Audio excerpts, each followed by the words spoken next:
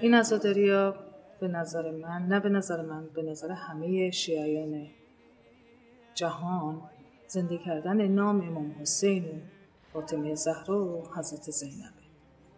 این عزاداری برقرار میکنیم که هیچ وقت نه من، جدهایی که گذروندیم، بعدهای ما باید بدونن که یه چنین عاشوراهایی بوده و هست و بعدهام هست.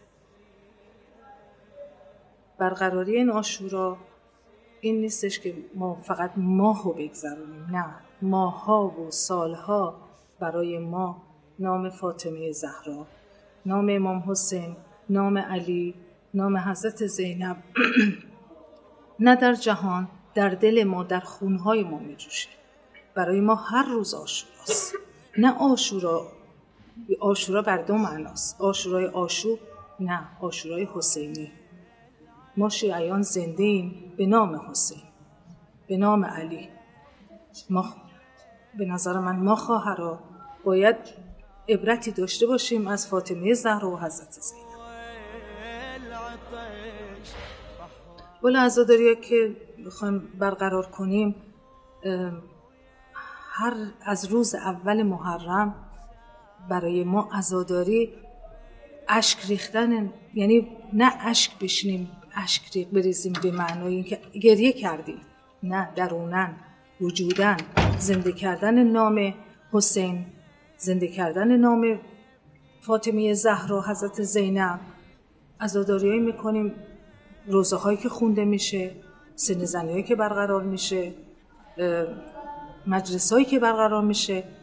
روزی نیست ممکن از 10 صبح مجلس‌ها برقرار میشه تا نماز ظهر، دوباره برقرار میشه تا 4 بعد از ظهر. یک روز میبینید در یک روز 5 تا مکان آدم برقرار میکنه. تو اون مکان‌ها سینه زنی هست، روزخونی هست، نوحه خونی هست، اشک هست، سخنرانی هست، بحث هست. خیلی من فکر میکنم نمیشه مقایسه کرد این مجلس رو با مجلس‌های دیگه. من اصلا یه موقع احساس میکنم که اصلا نمیتونم، حس میکنم وجود ندارم خودم، یعنی اون حالت احساس خودم رو از دست میدم، یعنی اون حالت درونی خودم رو از دست میدم. حس میکنم واقعا چرا تا این ساعت تو خودم یه موقع احساس پوچی میکنم. تو محرم و سفر احساس میکنم یه دنیای دیگه است، وجود داره، اون زمان برگشته برای من، یعنی خون به جوش میاد.